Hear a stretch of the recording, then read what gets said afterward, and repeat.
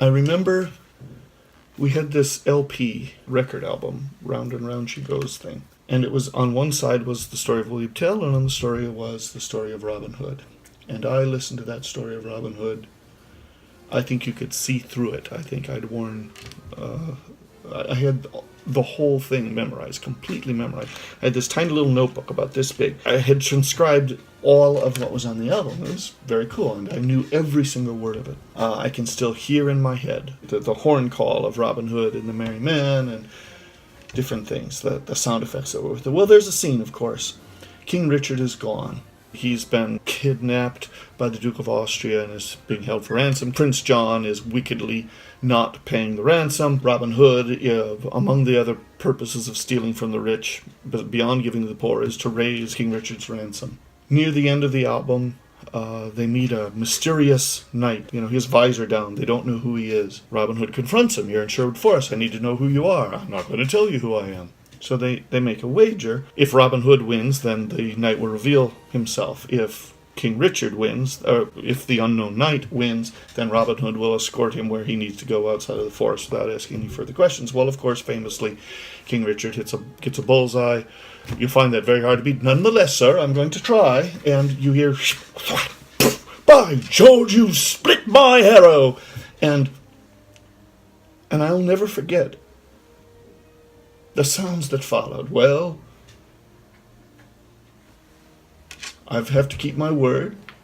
And you hear, as the visor's turned, you hear a shuffle. And then you hear this intake of breath.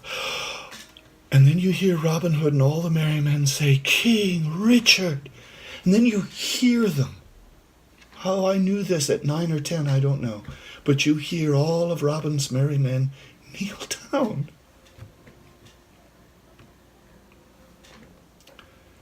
And from the age of 9 or 10, that sound of revelation and submission has been for me one of the greatest sources of joy I can tell you about. This is what we've been working for. This is what we've been waiting for. The king's been gone and all these bad things have been happening, and now the king has returned. And of course, in the remaining little bit of the album, everything is put to right.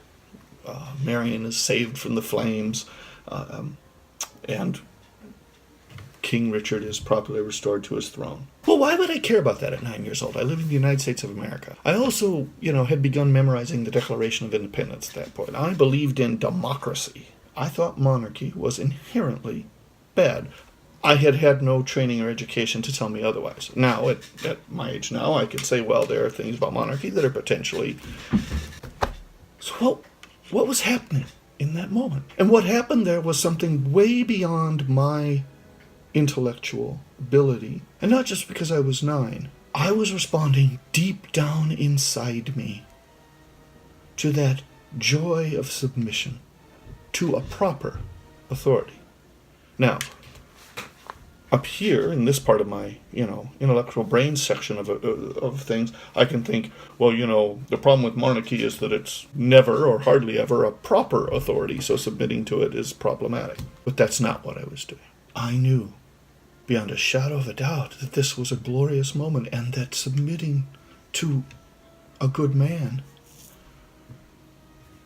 was what I should do. Since then, I've been able to see all kinds of parallels. I can take the verse in Philippians and say, every knee shall bow and every tongue confess that Jesus Christ is Lord, and see that universal human desire for the divine hero, whether explicitly the Christian conception of who Jesus is, but we see that same concept throughout human cultures, that desire to submit to divine authority. And I knew that. I didn't know that, but I knew it. Art was training me for something. Now, as I grew older and became to understand, as I read more things, I could understand how that reaction and being, in favor of democracy, how I can put those two things together. But if you'd have just asked anyone, is monarchy a great joyful moment? No one I knew would have said that. I mean, no doubt there were people, but no one I knew. The real King Richard, by all accounts, spent like a year in England. He didn't speak English. He had 10 years that he was king, and he was gone for about 9 of them. He left his brother John in charge because he didn't care that much what happened. He had other things going on. He had other adventures to make. He had different goals. Was he even a very moral guy?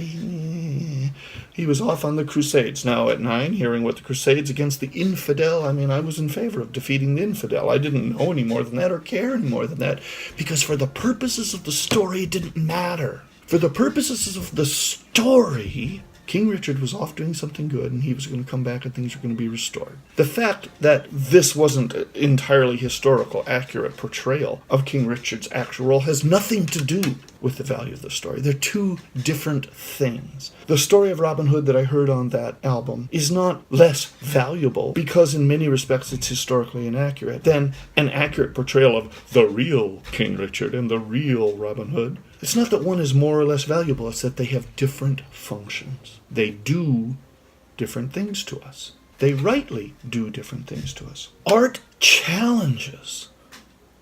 It doesn't challenge the intellect, though it can also do that. Ever since, I have to, every single time I think about what form of government is the right form of government, I think about it a lot, don't you? I have to take that into account. My 9-year-old reaction to King Richard's return was a legitimate reaction. And if I don't recognize that, I am being anti-intellectual. I have to take it into account in understanding the logical, the common sense, the emotional truth of what is going on in that situation. Art trains us to love by having us love. It does it by sound.